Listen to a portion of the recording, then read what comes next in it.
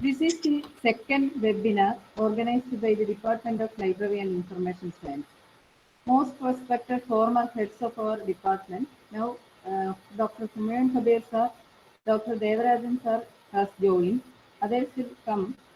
Then teachers of our department, Dr. Prakashan, Dr. Sudhi S Vijayan, then the organizer of this webinar, Abdul Nasser, librarian from Indian Institute of Science and Technology, other library professionals, research scholars, and my dear students.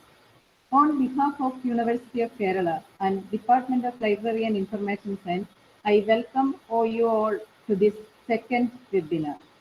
Today's expert who speak us on the most novel and relevant topic in our discipline as well as in other fields is Miss Priyanka Chand Bhatt. Priyanka Chand Bhatt is presently a senior research fellow. That means she is a doctoral candidate in the Department of Information Management, College of Informatics at Chaoyang University, Taiwan. With a demonstrated history of working in the purview of computer application and information science, having a Bachelor of Science, honors in computer science, followed with a master's degree in library and information science. As a professional with over 5 years of experience, she committed to exploring new horizons of technology development and application in business and information management. Regarding her experience, she is now, I already said, she is now a doctoral fellow in the university. Then she was associated with Bennett University, Times of India Group as professional assistant and National Medical Library under the Ministry of Health and Family Welfare as Library and Information Assistant. Then Homi Bhabha Center for Science and Education under Tata Institute of Fundamental Research as Project Assistant, Maharana Pratap Engineering College as Apprenticeship Trainee, then Art Management Solutions, Kanpur as Senior Software Engineer. Regarding her education, she took her graduate degree, that is BSc Honours from Deen Dayal Upadhyaya College, University of Delhi, then took DLIS from UP Rajarshi Tandon University, then Masters from the same university, and now she joined as a senior research fellow. Now she got so many journal publications and both national and international conference publications. Then she published 2 books, then reviewer of the famous international journals, uh, our most familiar Decidoc Journal of Library and Information Technology. Then the most striking points in her biodata is for the uh, knowledge of our students, I will read programming language, web technology, database, scripting language, and MS Office. She is also more proficient in reference management tools, content management software, institutional repository software, and library management software. She is also awarded NET and JRF. Then she was attended in many invited talks and chaired so many sessions, then workshops and continuing education programs. While attending or inviting a senior research fellow to our function, it is a more thrilling experience to me. I invited our famous retired library and information science teachers from all over India. They promised me to deliver lectures to our webinars. Then I contacted many of our library professionals. Now I selected, with the help of our Abdul Nasser, I selected Priyanka to deliver this talk so that our professionals as well as our students will get more inspiration from this research fellow. He is delivering this new topic. As far as our field is concerned, we already talked the traditional fields of cataloging, classification, but this field is more promising. That means it is more from the artificial intelligence is from the computer science field. Now our field, our library, both universities libraries as well as other higher learning institution libraries can adopt thrilling or new horizons from this discipline. So I once again, on behalf of our research scholars, students and department, I welcome you, Priyanka, to deliver the talk. Now over to Priyanka. Thank you. Thank you very much, Professor. Am I audible? Yes, yes, yes, yes. Yeah, yeah. Okay, okay. Thank you. Thank you very much, Professor. Ma'am, I will, first of all, I would thank Abdul Nasser sir for giving me this opportunity to deliver this lecture on such a recent and such a need of the hour topic. And thank you to you, ma'am, for passing this topic to all fellow library professionals and all fellow students, and giving me an opportunity to discuss my own insights and how AI and machine learning can be used in library services, which still is new, for more specifically in India, I think. So shall I start with my presentation? Yes, yes, yes, yes.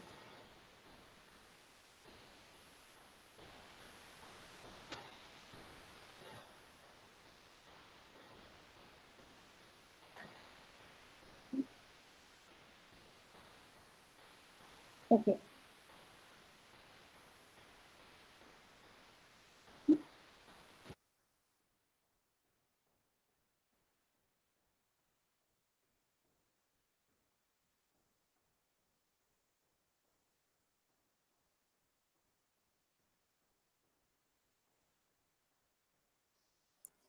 Is the presentation visible to everyone?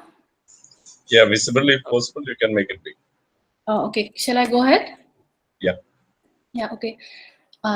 Thank you, ma'am, once again for introducing me. And before I begin my presentation, I would just like to add something more, that I have always been asked that I have a computer science background, and then why did I choose the library science background to go ahead with? Why did I choose a master's degree in library science? And this is just to encourage the students who are present here. That's why I'm giving this explanation ahead of this presentation. That whenever I'm asked that why did I choose library science, or why when I come from a computer science background, and how do these two fields merge together, and how is it, what future do I see in these two fields when we merge them together, is that library science still has a lot of opportunities when it comes to the application of computer science and more advanced computer science applications such as artificial intelligence and machine learning, because libraries have always been at the heart of societal development. Whenever a society progressed, libraries had to change their services and their methods, and more importantly, their shelf storage. All these services related to libraries have been changed as and when our society has progressed. If we think of, am I audible to everyone? I just want to make sure. Sorry. Sure, sure. Okay, okay. So if we think about the starting of the library profession as early as the starting of the mankind, starting of our whole society as a whole, we started with clays, with leaves, and with very old papyrus writings, and that's when libraries started to store all these information.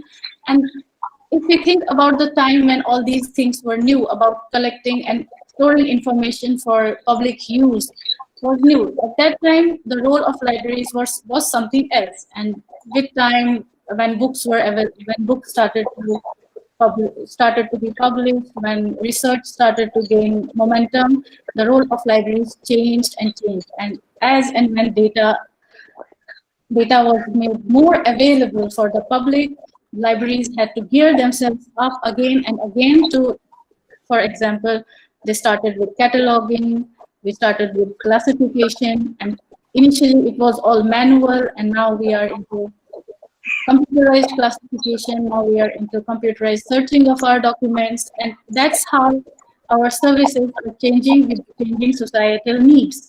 So how AI, artificial intelligence, comes into picture in library services? So because it's the need of the hour, because we as a user are also adapting artificial intelligence in our daily lives. And that's why libraries have to gear themselves up, have to progress towards as well as the society progresses. So to go ahead, when we picture artificial intelligence in our mind, what is the first thing that comes to our minds? Since this is a one-way communication right now, so I will just go ahead with my presentation. So if you picture artificial intelligence, first of all, what do you think? Is it a robot? Usually it comes as the picture that comes into mind with respect to artificial intelligence is that of a robot. Or is it a self-driving machine, the self-driving cars, automatic vehicles? Or is it a smart house? When we enter the house, lights open automatically. When we want a water and we say just dispense some water and we get water automatically in a glass? Or is it the Alexa or Siri in our smartphones right now? Or is it something entirely different? So to begin with, I will say that AI is everywhere right now. We search on Google for something. For example, I have to shop. I have to search for something that I want to shop. I want to search for some, for example, some book, and I search on book on science fiction. So when I search it on Google, and later when I open my Facebook account, I see a little tiny ad of maybe Amazon or maybe some other book service that shows me a little snippet of all books, all science fiction books that are ready to be bought, that I can buy. So, and later if I open my Instagram, I also get the similar kind of ad in my suggested notification. So what is that? That is also an AI. So inadvertently, we are still occupied by AI in all aspects of our lives. Again, another thing is the basic AI application that might come to our mind is our air conditions, our washing machines. For example, we set the timer to 10, and when the 10 minutes are complete, our washing machine goes beep. So instead of beep, in AI, it would say the process is done. There might be some speech recognition, some speech output. So these were the very initial applications of advanced computing systems. And one thing that I will ask in last of this presentation to the audience, to the students, whoever wants to reply to this, is that while presenting, just go through this presentation when I am presenting. And I want to ask in the end that, can you give me a simple example of AI after I finish my presentation based on the layout of my presentation? I just need this answer at the end of my presentation. So you can write it down or just keep in mind. So a quick look into the history of AI.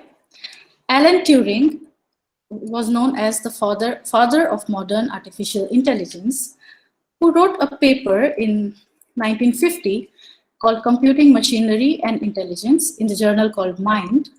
In this paper, he gave a thought process that, is there a thought without experience? Is there a mind without communication? Is there language without living? Or is there intelligence without life? Sorry. So all these questions, when combined together, actually ask whether machines can think. So that's what Alan Turing started in 1950, and he started this with the concept of Turing imitation game, which, if interested, you can also watch the movie based on the same concept, the imitation game. And why I suggested this movie, because these kind of movies provide a basic thought process with respect to artificial intelligence, with respect to the basics of artificial intelligence. So in Turing game, a three-person computer test is performed, where one is a computer, which gives us the output, and to that one particular computer, two other people give it an input, and he has to decide whether one is a machine or another is which one is machine and which one is a person. So Turing said that when a computer gives this answer correctly, it will be a perfect AI solution. So till now, it's quite impossible to. It has been quite impossible to achieve such. Mrs. Priyanka, sorry to interrupt. Your presentation is not visible. Oh. Yeah, it's in the same page. Is it visible now? Yeah, it's not coming as a full page. I don't know why. Full page? You mean not the slideshow? Yeah. In this format, is it visible? Yeah. I think you continue with that. It's not coming as a full screen. Is it you may visible have to enlarge it. Oh, is it visible now? Okay, visible. Yeah, okay. Okay. Okay, so share it. what? Yes.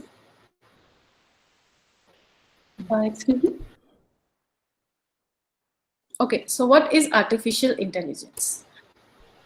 To begin with the definition, the theory and development of computer systems able to perform tasks that normally require human intelligence, such as visual perception, speech recognition, decision making, and translation between languages, will be considered as an artificial language.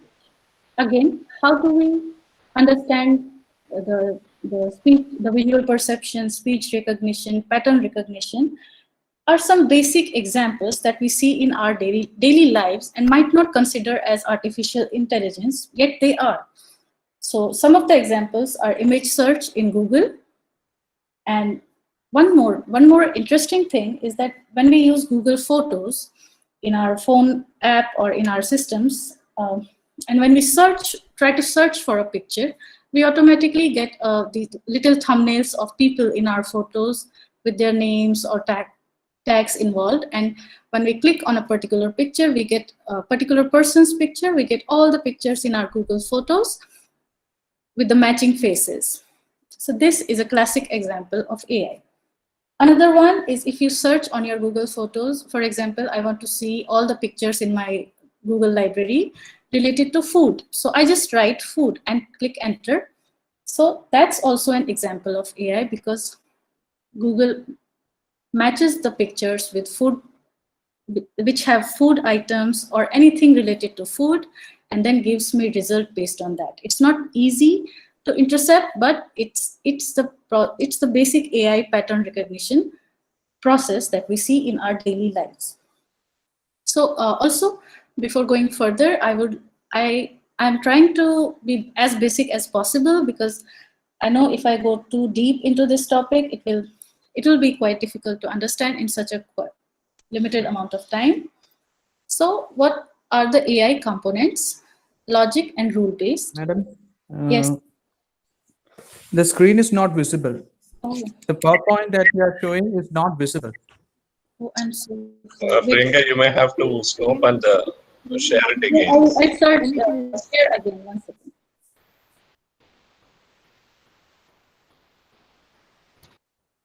And request others not to present. That may create problem. Some people are simply clicking on the present now button. So you please stop.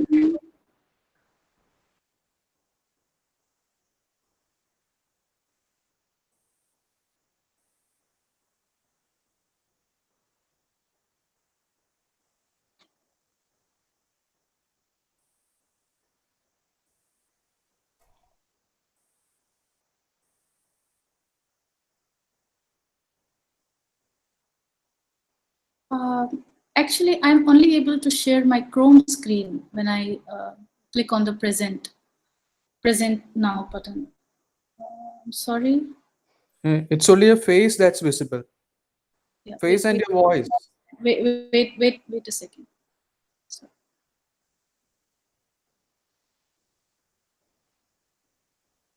You simply close your presentation and then Wait. again you go for present now.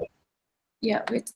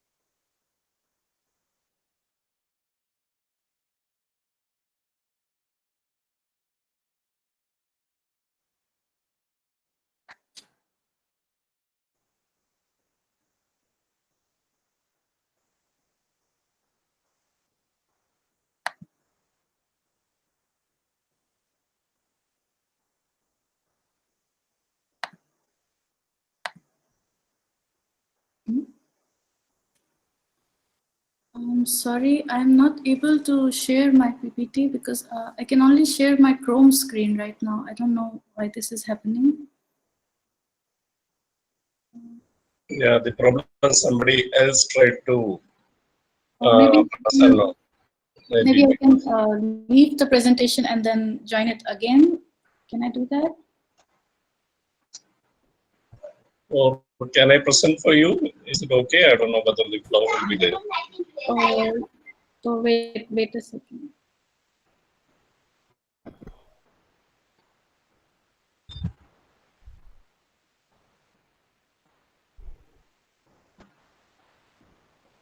Okay, now is it visible? Yeah.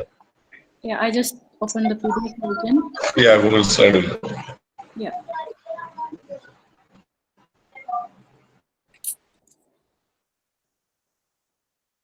Okay, so shall I start again or from the point where I left off?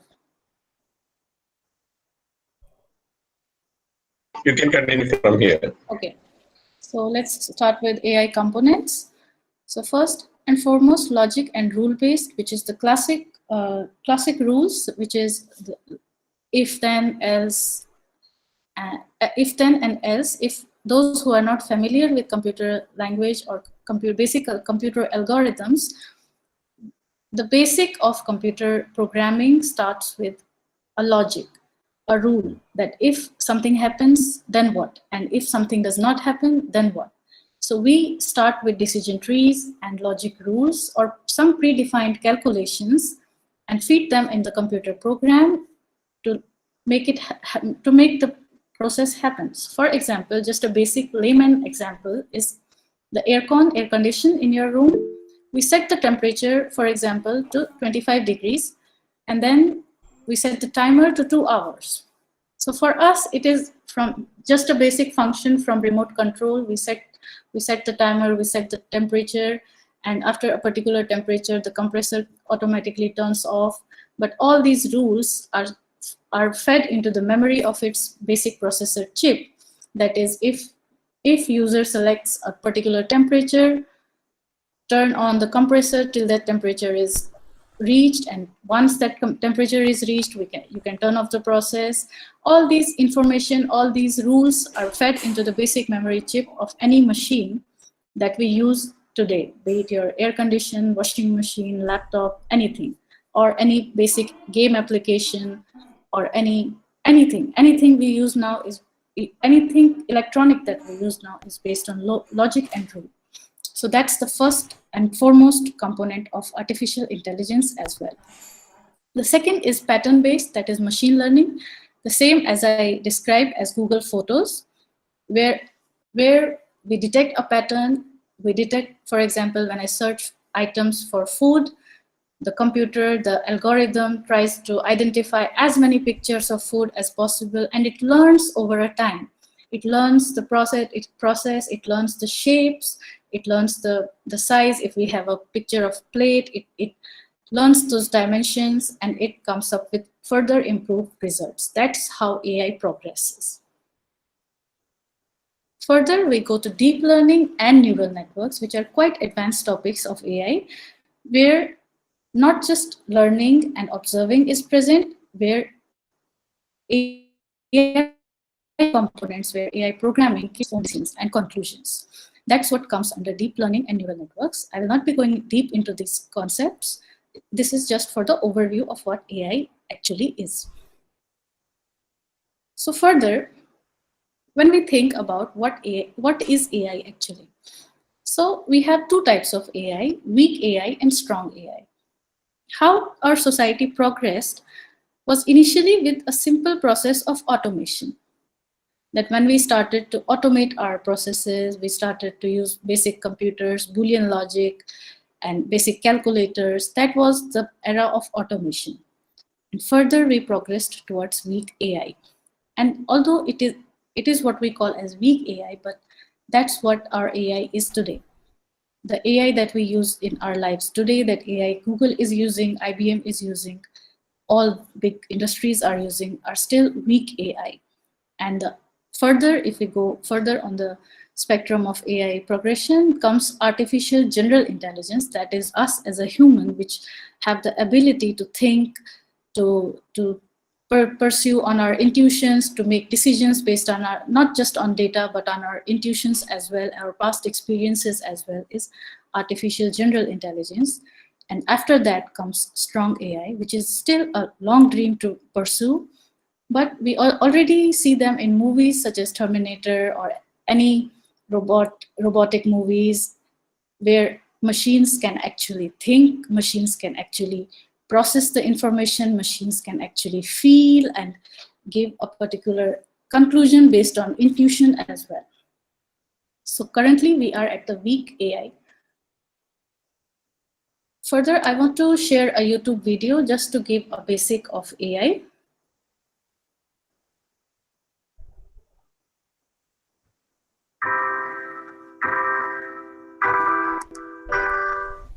Hi, and welcome to another KH video. Technology moves at breakneck speeds, and we now have more power in our pockets than we had in our homes in the 90s. Artificial intelligence, or AI, has been a fascinating concept of science fiction for decades, but many researchers think we're finally getting close to making AI a reality. Here are 4 ways AI might affect us in the future. 1. Automated transportation. We're already seeing the beginnings of self-driving cars, though the vehicles are currently required to have a driver present at the wheel for safety. Despite these exciting developments, technology isn't perfect yet and will take a while for public acceptance to bring automated cars into widespread use. Google began testing a self-driving car in 2012, and since then, the US Department of Transportation has released definitions of different levels of automation, with Google's car classified as the first level down from full automation. One self-drive platform that has really taken off is that one used by Tesla. Other transportation methods are closer to full automation, such as buses and trains. Number 2, cyborg technology. One of the main limitations of being human is simply our own bodies and brains. In the future, we'll be able to augment ourselves with computers and enhance many of our own natural abilities. Though many of these possible cyborg enhancements would be added for convenience, others might serve a more practical purpose. AI will become useful for people with amputated limbs, as the brain will be able to communicate with robotic limbs to give the patient more control. This kind of cyborg technology would significantly reduce the limitations that amputees deal with on a daily basis. Number 3, taking over dangerous jobs. Robots are already taking over some of the most hazardous jobs available, including bomb defusing, yet these robots aren't quite robots yet. They're technically drones being used as a physical counterpart for defusing bombs, but requiring a human to control them, rather than using AI. Whatever their classification, they have saved thousands of lives by taking over some of the most dangerous jobs in the world. As technology improves, we will likely see more AI integration to help these machines function. Other jobs also being reconsidered for robot integration is welding. Welding, known for producing toxic substances, intense heat, and ear-splitting noise, can now be outsourced to robots in most cases. Number 4, solving climate change. Solving climate change might seem like a tall order from a robot, yet machines have more access to data than one person ever could, storing a mind-boggling number of statistics. Using big data, AI could one day identify trends and use that information to come up with solutions to the world's biggest problem. Although we don't know the exact future, it is quite evident that interacting with AI will soon become an everyday activity.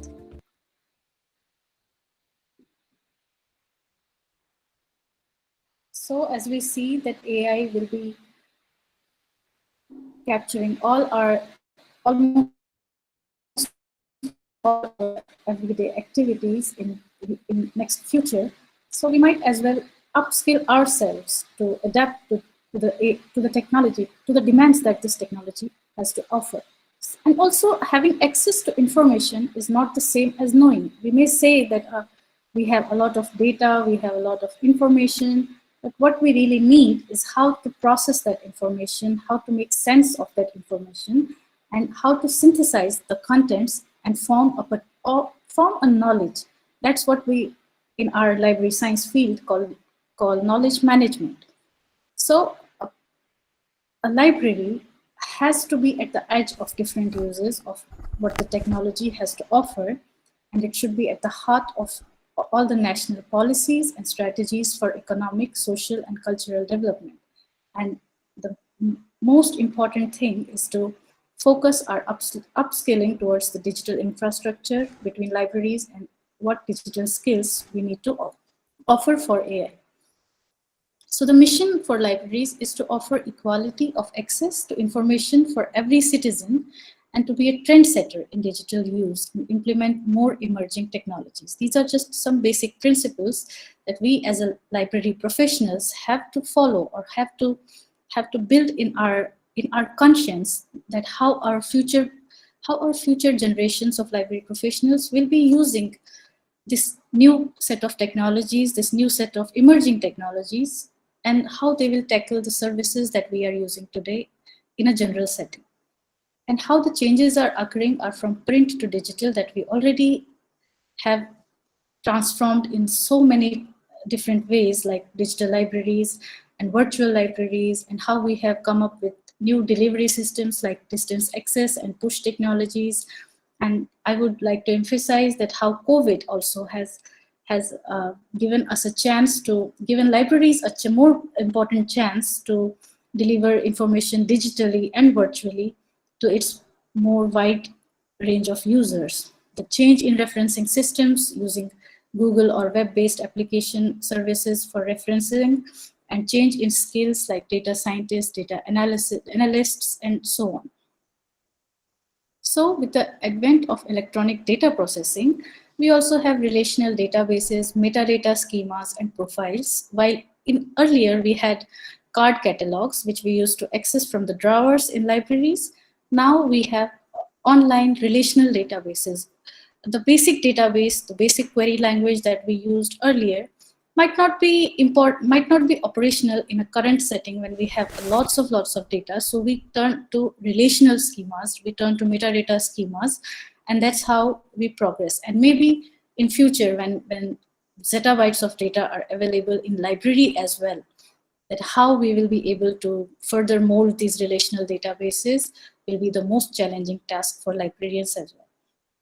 Also, in mid-1990s started the internet boom, and with that started the formation of data.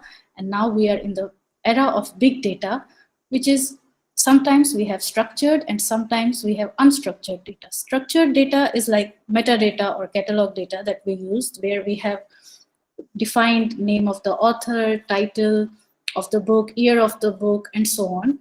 However, unstructured data is the images, the text that we write, the inaccurate grammatical text. If we want to search for something and we just write in a sentence, and if we want to search for a book that has a particular image, if we want to search for a paper or for any information that has a particular text in it, but it's not a particular metadata for that information, is considered as an unstructured data. And to make sense from that unstructured data, to search that unstructured data from our database, is one of the challenging tasks a librarian has to encounter. And more importantly, with now we often try to make our search engines more like Google style. Like I just write a sentence and I get a book. For example, if I write a book written by Albert Einstein, so what will it give me as a result? Whether it will give me a result of a book on Albert Einstein, or will it give me an accurate result of a book written by Albert Einstein, is still a question of how our databases and how our query strings are matched with our search query. And that's where AI comes into picture. So with Industry 4.0, Library 4.0 is also challenged with additive manufacturing, cybersecurity, augmented reality, Internet of Things, simulation, cloud computing, big data, and so on. So, as I already mentioned, the innovative library has to provide new information and generate value addition for the people, for its user, and it becomes the core of knowledge for the research and education. So how does big data impact the libraries? It impacts in a direct, indirect, and an economic way. The direct impact, as it is evident, is the better reach to customers, better connection with the community, creating a personalized user experience, offering content and resource based on each individual requirement. Because we already have tools to analyze the data, now we also use bibliometric tools to make sense of the research data. Libraries also provide insights into their everyday data. For example, we have everyday food counts of our users. We have everyday borrowing accounts of borrowing of number of borrowing for books of our users. We have the number of books, number of journals, number of magazines, and we have a lot of data that we can process in our libraries today. But how we use that data, how we make sense of that data and provide the knowledge obtained from that data to our users to attract more customers to our library, how as a librarian we try to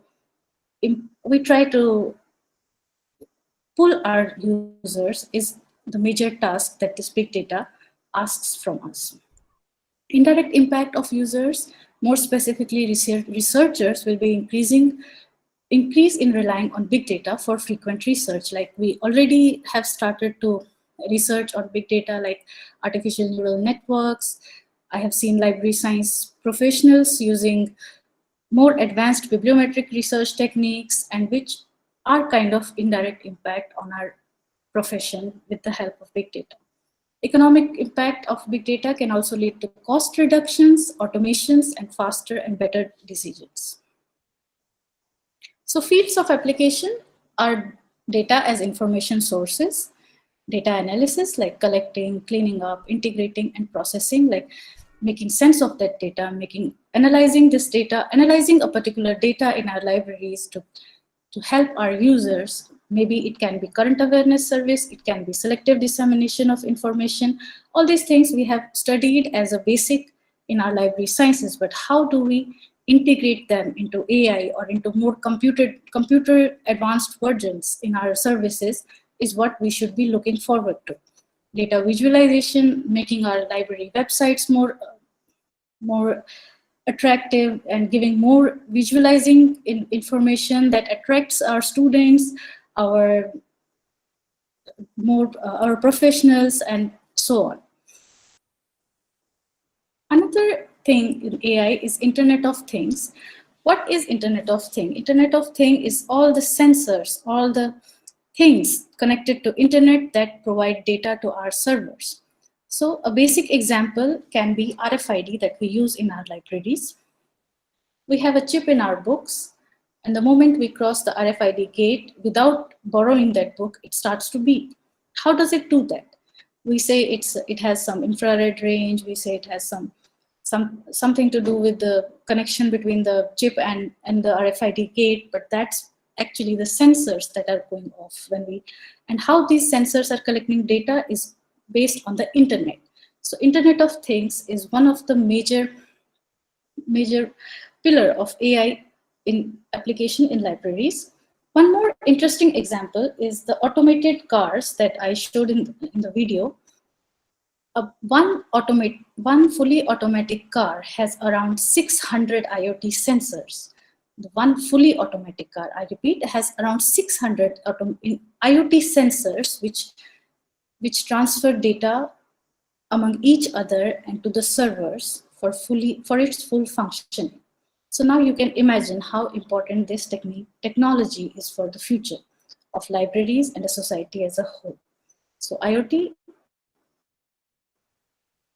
in library can offer a better user experience when all books or materials objects are under a strict and permanent control, when a book return or a book borrowing system is equipped with automatic sensor tracking room usage, program attendance, and monitoring humidity levels as well.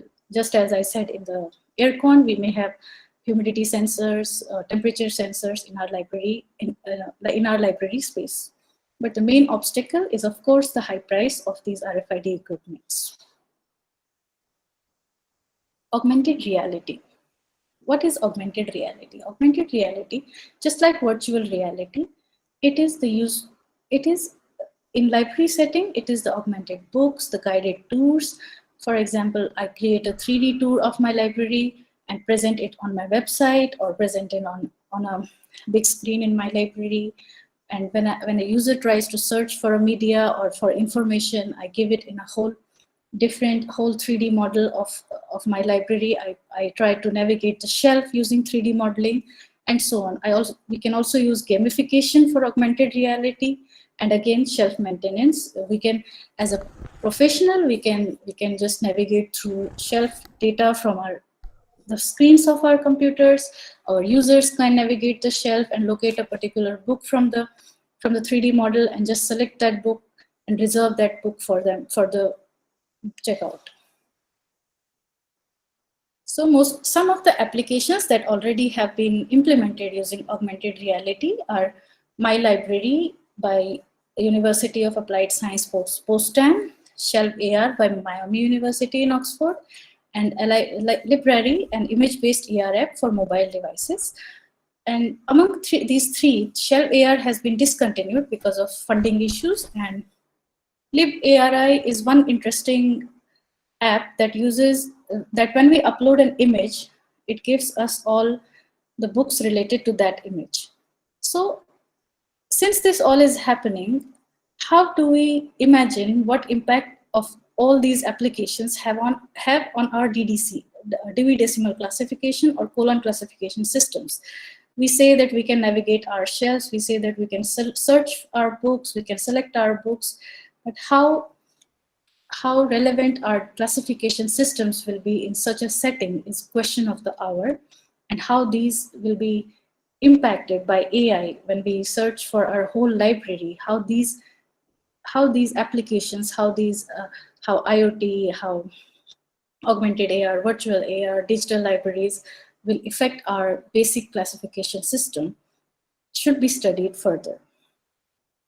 So generation 4.0 of libraries, first of all, has Web 4.0 features like reading, writing, executing simultaneously various intelligent systems, connected web, intelligent connections, and ubiquitous web, that is connection of all Industry 4.0 technologies like cyber physical systems, IoT, cloud computing, big data, as I mentioned earlier. And further, with this massive data, with this whole intelligent data, augmented reality, and context awareness of, or we can use cutting edge displays in our libraries library setting. We can create a creative space in our library, which considers to be in a library 4.0 feature. And finally, industry 4.0 features are maker spaces, open source, big data, again, augmented reality, state-of-the-art display, and librarian 4.0, which should be upskilled and well-versed with all the technologies that we use in industry 4.0. So now we have already discussed about pattern recognition in AI, but how we use it in our library services. A classic example of this is barcode, QR code, or biometric. These are the process of establishing a close match between some new stimulus and previously stored stimulus pattern. So when our device matches the barcode or QR code, it already gives us all the information related to that particular pattern. So some of the components used in pattern recognition in our library services are data acquisition, pre-processing, feature extraction, model selection, and training and evaluation. Another example is expert systems, where a computer program that provides expert advice, decisions, or recommended solutions for a given situation. Here we can use expert databases, knowledge base, we can use which follows an inference engine and then follows a user interface. All this setting can be used in an AI setting in our library services. So AI has impact on almost all services in library profession, which is, first of all, we see it in RFID, then we see our federated search engines, we see advanced web OPACs, thesaurus, information retrieval systems, advanced databases, and optical character recognition. Also, I like to present some use cases of AI in libraries that already existing libraries have implemented some AI-based applications. First of all is ANIF, Automated Subject Indexing Classification, implemented by Finnish National Library of Finland, where they allow you to choose a subject vocabulary, then prepare a training data, and load the vocabulary and train a model based on that data, and suggest subjects for new documents. It uses a combination of natural language processing and machine learning tools, and it is multilingual and can support subject vocabulary. And it also provides a command line interface, a simple web UI, and a microservice style API. At the core of it uses machine learning and DDC. Another example of bots is OODI, Virtual Information Assistant, by HEDI, which is an application of, you can say, a selective dissemination of information, where a user can give their own preferences, and based on your preferences, research interest, the app will give you suggestions of the books, journals, articles available in your libraries. Another application of explore and searching is Iris AI, which is a research discovery search engine enabled with artificial intelligence, which again uses natural language processing to review various research papers or patents in a particular area. And another one is YEWNO, which gives a data analytics results based on a particular subject string or query string. Further is institutional repository software enabled by AI, and it is in Harvard University, and it's called Hamlet, how about machine learning enhancing thesis. You can provide a thesis in its engine, you can search for a particular thesis, or you can also upload a text file and see if your paragraph has any matching text with existing thesis. And they also provide some literature review help with the application of AI. And another one is the logistic management, which is implemented in Helsinki City Library in Europe. And further, it was interesting to see a master's thesis in which automated classification was used to improve the efficiency of reading library collections. So we see that AI has been used in practical aspects in theoretical aspects, in research as well, and we are heading towards a new AI paradigm in library services. And we further have some libraries that support AI exploration. For example, University of Rhode Island Library AI Lab. We have artificial intelligence labs in library settings, which promote students and faculties and researchers to explore the world of AI and explore the applications AI has. And another example for the same is Frisco Public Library, which provides 3D printing options and tutorials for the same. And finally, we also have AI programs within libraries, which is the most remarkable is that of Stanford Library, which focuses of it as not as a digital library project, but also a project that brings everyone into the conversation, planning, and implementation of AI. And there are also some art projects based on artificial intelligence used in library spaces. For example, Cambridge Public Library, it uses an interactive art installation where participants can just sit in a room with a sitcom setup, and while they are interacting with each other, a laugh track plays whenever the AI thinks that the conversation which they are having is worth a laugh, and it is connected to a machine learning algorithm which is trained on a data set of audio transcripts of stand-up comedians. So it is a quite an interesting, and it helps people to connect through their emotional responses, and the algorithm also determines the patterns that precede laughter and then react accordingly to the voices of live participants. So some examples or some services that libraries can be used in AI settings or for AI setups are library as an infrastructure, where library can be used as a network of integrated and evolving infrastructure in particular. For example, in this picture, we have on left side a library space in Amsterdam, and on right side, we have a Google data center. So we can say that huge infrastructure potential can be seen where libraries can provide their spaces for AI or for server storage or for their database management systems. Another is library as a platform, where libraries can become a key node in involving systems of production and distribution of knowledge community. They can also be used to understand how libraries function as sites where we can use technological, intellectual, and social infrastructures which can shape in one form or other. For example, here the National Library in France acts as an open access platform where it provides the access to, if anyone provides to access to their entire collection, their metadata, and any technologies they have created.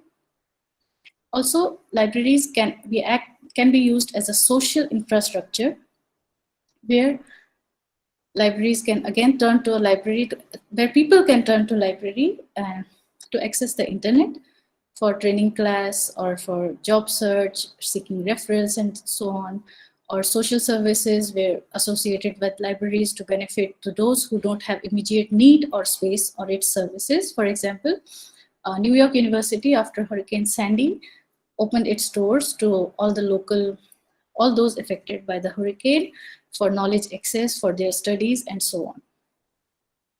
And library as intellectual infrastructure, where we can have a library's collection stored and made accessible in an open manner, and more contemporary libraries can still have privilege to the books and book stacks. Some of the limiting factors, however, in implementing AI or any advanced computer mechanism in library services are, once again, we need universal internet access in public libraries or academic libraries, and not every library needs the same technologies. We might study about advanced AIs, we might study about advanced computer systems, but our library might not be ready for such kind of a system. Again, we have budget cutbacks and less spending on books, but higher circulation. We have more and bigger electronic resources to buy with already so expensive electronic subscriptions that libraries have to bear upon. Audiovisual spending is growing, and also we have to provide 24/7 year-round access and assistance for such services. The building and infrastructure of libraries needs to be tech friendly. The focus should be on adaptive devices and web design. I might, for example, change my library website to suit a particular need of technology, but when that technology changes in future, when I am not in that library foreseeing that a particular website, and when another future generation of library professionals are monitoring the library, they need to understand what previous technology was built upon, what this application was built upon. And so that's why we need the adaptive devices for such applications. And also we need training for end users, how the technologies that we adapt in our library services are going to affect the end users. We may include automatic book borrowing services, we may include automatic book return machine, but we also need to train users to use those machines. So some major issues to solve are copyright, confidentiality. Again, when we talk about internet access, round the clock internet access, round the clock automation process, we also are prone to attacks by cyber attacks. We also are prone to personal data breach, and so we have to tackle all these issues while implementing advanced AI or advanced computer solutions. So what libraries can do as a society living with AI? We can use AI responsibly when we have a pressure to deliver maximum value and justify our public funding. But that's why it's tempting when we turn to AI in a hope to maximize our efficiency. However, it is also important for libraries to be informed about potential ethical issues of AI use cases. For example, in 2019, Mozilla Internet Health Report suggested the use of thermal sensors instead of CCTV cameras for collecting the crowd and visitor data, which in return didn't compromise privacy concerns and shows a commitment to ethical standards. Another is support ethical AI research for better AI training models and improved data collection practices. Academic libraries, more specifically, have large repositories of data which form quantitative studies, coded and labeled data according to high specific standards. We can also expand our efforts to support literacy and make use of digital literacy programs for our fellow librarian professionals. And librarians can use the insights provided by state-of-the-art research and organize classes to help their patrons develop such skills. And we can encourage our public debate around AI, provide both physical forum and unbiased info to initiate such debate. And finally, education to live with AI. Education with the help of AI provides access to knowledge and information with no entry barrier. And we can particularly suit to help older and non-digital natives and customize our learning tools with the help of AI as well, using interactive tutorials for older generation, using animated tutorials for much younger generation for showing our library services. So future librarian needs to focus upon change management and always be ready for the change that technology brings with it. Future librarians should also focus on providing value and demonstrating contribution to user success built on the trusted library brand. We should also should be prepared for influencing and negotiation based on the technology infrastructures, because costs are going to be higher and higher in future as we adopt much higher and advanced technologies in our libraries. We need to be creative and innovative and impart a radical thinking in our future generation, and supporting digital-based research related to open access, data sharing, digital humanities, text mining, etc. Digital literacy is the key for the future library services. Marketing our AI-based services, marketing our library, customized library services, digital information management, developing and managing space, and collaborating with international research organizations or advanced computing organization. So, in a process to upgrade our skills, what questions should we think as a library professionals is that what are the trends over next N years that are likely to impact our library work? What are the areas of services development that we should anticipate over next N years, and what are the future capabilities required to achieve these strategic and service development objectives?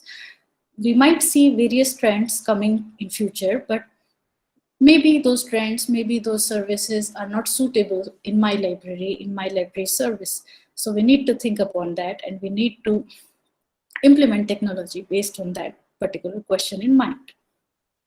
So at the end, I quote Isaac Asimov, one of the greatest scientists in the field of computer science, and most importantly in artificial intelligence, that it is change, continuing change and inevitable change, that is the dominant factor in society today.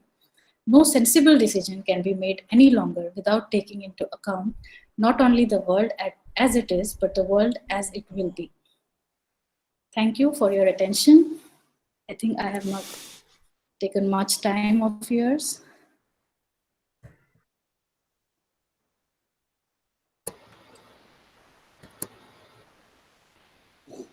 Thank you, Priyanka, for the wonderful presentation. Thank you, ma'am. Deviating from the traditional library science topics, I think the rest of the library professionals, as well as research scholars, this talk is actually inspiring. As a teacher, I am also learning so many lessons from my research scholars, particularly while attending these youngsters. So I am always promoting youngsters should come forward for such a wonderful presentation. Thank you, Priyanka. Again, associate with our department activities. Okay, thank you.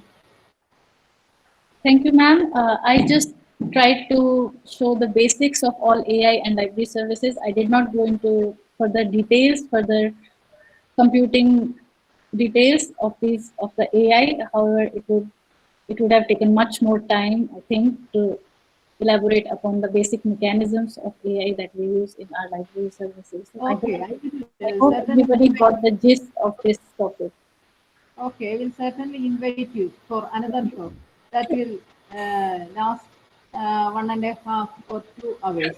Because That's so concerning. teachers will be more interesting. Thank Okay, you. thank you. Now I invite Sudhi Vijayan to propose vote of thanks.